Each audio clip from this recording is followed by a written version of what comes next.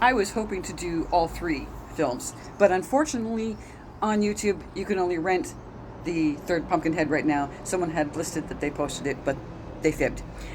Pumpkinhead, 1988.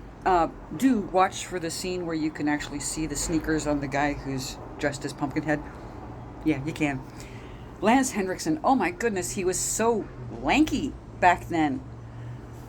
His son is accidentally killed by a guy riding a dirt bike out in the fields. That probably wouldn't have caused all of the rest of it.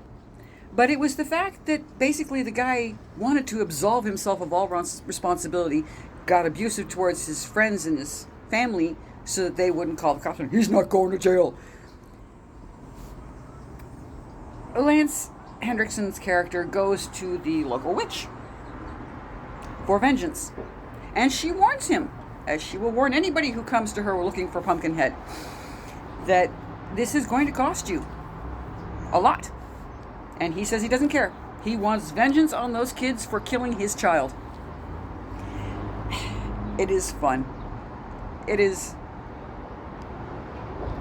1980s B film scares that are just so enjoyable. Lance Henriksen does figure out how to stop it. And he'll mention that to the people in the next film. Now, in this one, Lance Henriksen is not alive. He is in limbo, trapped between worlds because of what he did. And as he points out at one point in the film, he can't even see his son who died ahead of him because they're not in the same place in the afterlife. Guy kills a girl, again, by accident, again, on a bike, and he and his brother do what they can to not get caught. But of course they've got some help. Turns out their dad's the sheriff. Now, the one who actually killed the girl, he ends up dead. But because they were both together, Pumpkinhead is coming after this other guy. And he inadvertently figures out how to stop Pumpkinhead because he's with the guy who summoned the creature and decides that if he's going to die, he's going to take the summoner with him. That gives you a good hint as to how it happens. And then we scroll forward a bit, and we have another group who have screwed up. Pumpkinhead's been summoned, and this... Did you know that it wasn't until 2003 that the Hatfields and the McCoys actually officially signed a peace treaty from all of the stuff that happened back in the 1800s, the Kentucky border, booze?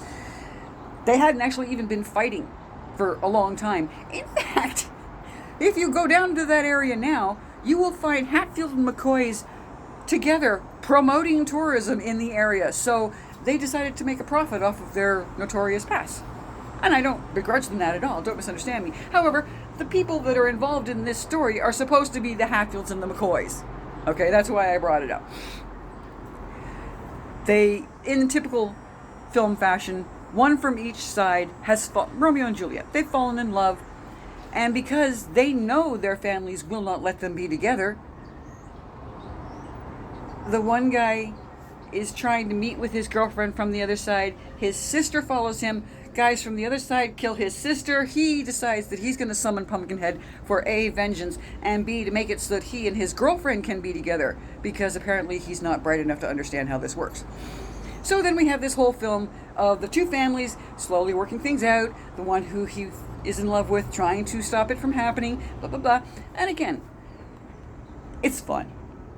Now, I understand. Look, both of these two, first and second, are on YouTube for free right now. I'm not too sure how long the first one may stay on YouTube, though, because YouTube also sells it and rents it. So normally whenever somebody else puts up a film that YouTube is trying to make a profit off of, it doesn't last. Just to warn you. The third was in 2007. I haven't seen it yet. As soon as I have, I will let you know. But apparently, Lance Henriksen's in that one as well. And I'm sorry, but between the 1988 and what's going to happen in 2007, aside from the fact that he's going to be so much older, he is like twice the girth. That doesn't happen in the afterlife. In the afterlife, you're supposed to stay looking like either how you died or because you understand what's happening in the afterlife, you become whatever it is you want to be. So for myself, when I die, I will probably end up being an incredibly athletic 15-year-old in the afterlife, because that's what I still am up here.